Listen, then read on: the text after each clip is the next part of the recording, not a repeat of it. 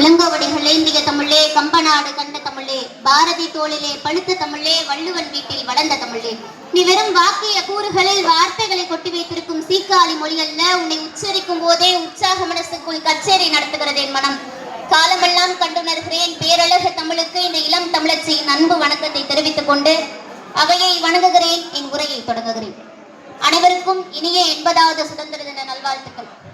நான் இன்று பேச எடுத்துக்கொண்ட தலைப்பு என்னவென்றால், மறுக்கப்பட்ட மறைக்கப்பட்ட வரலாற்று நாயகி பத்மாசனி அம்மாள். முதலில் யார் இந்த பத்மாசனி அம்மாள்? உறைந்து போன வரலாற்றில் உன்னதமாய் உதைத்த உத்தமி, கோடி பணத்தை கொட்டி கொடுத்த தியாகிகளுக்கு மத்தியில் தன் காலில் இருந்த எளிய வெள்ளி கொலுசையே தேசத்தின் விடுதலைக்காக அடகு வைத்த தியாகத்தின் உச்சம். ஆங்கிலேயர்களின் துப்பாக்கி தோட்டாக்களுக்கு அஞ்சாமல் மதுரையின் வீதிகளில் 500 பெண் சிங்கங்களை திரட்டி அந்நிய ஆட்சியை உலுக்கிய வீரத்தின் அடையாளம். தேசப்பிதா மகாத்மா காந்தியடிகளே வியந்து பாராட்டும் அளவிற்கு தென் தமிழகத்தில் விடுதலை நெருப்பை மூட்டிய வீரமிக்க போராளிதான் பத்மாசனி அம்மாள். இவர் செய்த தியாகங்கள் வெறும் சாமானியமானவை அல்ல. ஆம், சரித்திர சுவடுகளில் சத்தமில்லாமல் புதைந்து போன அந்த சரித்திர நாயகியின் தியாக பக்கங்கள் நம் நெஞ்சங்களில் என்றும் அழியாத கல்வெட்டுக்கள். அதிகார வர்க்கத்தின் மிரட்டல்களுக்கு அஞ்சாமல் பாரதியின் வரிகளையே ஆயுதமாக்கி மதுரையின் தெருக்களில் புரட்சியை விதைத்தவர். வெள்ளையரின் பகட்டு துணிகளை நிராகரித்து எளிய கதராடியே சுதந்திரத்தின் அடையாளமாக சாமானிய மக்களிடமும் கொண்டு சேர்த்த பெருமைக்குரியவர். இதைதான் வள்ளுவர் தனது குரலிலே மிக அழகாக கூறுகிறார். ஈதழி இசைப்பட வாழ்தல் அதுவல்லது ஊதியமில்லை உயிர்க்கென்று. இது மட்டுமல்லாமல் சங்க இலக்கியமான புறநானூற்று பாடலிலே பொன்முடியார் கூறிய வரிகளுக்கு ஏற்ப, ஈன்று புறந்திருந்தல் என் தலை கடனே, சான்றோ நாக்குதல் தந்தை கடனே, வேல்வடித்து கொடுத்தல் கொள்ளற்கு கடனே, ஒளிரவாள் அருஞ்சமம் முறுக்கி களிரெறிந்து பெயர்தல் காலைக்கு கடனே என்ற வரிகளுக்கு பொருத்தமாய் வாழ்ந்து காட்டிவர்.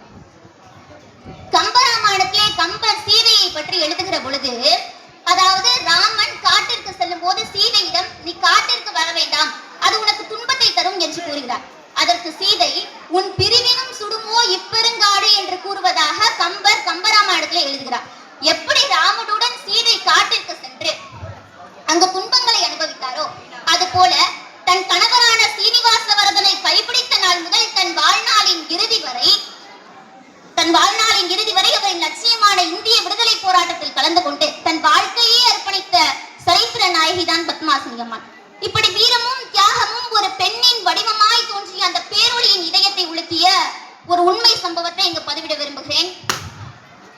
பத்மாசனி அம்மாள் அவர்களும் அவருடைய கணவரும் எப்படியாவது இந்த நாட்டுக்கு சுதந்திரம் வாங்கி தந்தணும்னு தங்களுடைய வாழ்க்கையை அர்ப்பணிச்சு தியாகம் செஞ்சு வாழ்ந்துகிட்டு இருந்த ஒரு காலம் அது. அப்போது அவங்களுக்கு 2 ஆண் குழந்தை பிறக்குது. தேசமே கதின்னு இருந்த காரணத்தினால அவங்களோட 2 ஆண் குழந்தையும் அவங்களால சரியா பாத்துக்க முடியல. ஒருவேளை பாலோ சோறோ கூட கொடுக்க முடியாத அளவுக்கு அவங்களை அந்த போர்க்களம் இழுத்தடிச்சுது.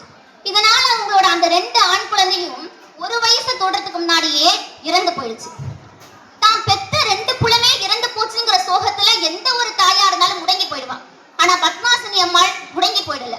தாம் 3வது முறையாக கருவுற்றிருந்த போது ஆங்கிலேய அரசு அவர்களை வலுக்கட்டாயமாக இழுத்து சிறையில் அடைக்கிறது. சிறையில் கொடுக்கப்பட்ட கொடுமையினாலும் சாப்பாட்டின் வறுமை காரணமாகவும் அந்த 3வது குழந்தை இந்த உலகத்தை பார்க்கறதுக்கு முன்னாடியே பாதியிலேயே கலைஞ்சு போச்சு. தான் 4வது முறையாக ஒரு ஜீவனை சுமந்துகிட்டு இருக்கிறப்ப சுப்பிரமணிய சிவாவுடன் சேர்ந்து ஒரு 8 மாத கர்ப்பிணியாக மைல் கணக்கான தூரம் நடந்து சென்று கதர்துணி பிரச்சாரத்தை நடத்துறாங்க. இப்படி ஒரு கஷ்டமான பயணத்துல தான் தர்மபுரம் மாவட்டம் பாப்பாரப்பட்டி கிராமத்து சாலையோரத்துல அவங்களுக்கு ஒரு அழகான பெண் குழந்தை பிறக்குது. ஆனா விதியோட கொடுமையை பாருங்க. தேசத்துக்காக உழைச்ச அந்த வீர தம்பதிகளுக்கு தலை சாய்க்க ஒரு கூரை கூட அந்த அன்னைக்கு இல்ல. படுத்து தூங்க சரியான இடவசதி இல்லாம சாலையோரத்துல கொட்டும் பனித்துளிரோட குளிர்ல அந்த பிஞ்சு குழந்தை பிறந்த 3 நாள்ல அந்த அம்மாவோட மடியிலே துடிதுடிச்சு இறந்து போகுது. இப்படி தன் கணவரோட சேர்ந்து தன் 4 குழந்தைகளையும் பலி கொடுத்த பத்மாசனி அம்மாளின் தியாகம் வரலாற்றில் மறக்க முடியாத ஒரு உண்மை சம்பவம். நிமிர்ந்த நன்னடை, நேர்கொண்ட பார்வை, நிலத்தில் யாருக்கும் அஞ்சாத நெறிகளையும் துமந்த ஞான செருக்கும் இருப்பதால் செம்மை மாதர் திரும்புவதில்லையாம் என்ற பாரதியின் வரிகளுக்கு பாரதி கண்ட புதுமை பெண்ணுக்கு இலக்கணமாய் வாழ்ந்தவர். இறுதியாக எந்த ஒரு பாராட்டையும் எதிர்பார்க்காமல் தன் வாழ்க்கையே தியாகம் செய்த சரித்திர நாயகிதான் பத்மாசனி அம்மாள் என்று கூறி வாய்ப்பளித்த அனைவருக்கும் நன்றி கூறி விடைபெறுகிறேன். நன்றி, வணக்கம்.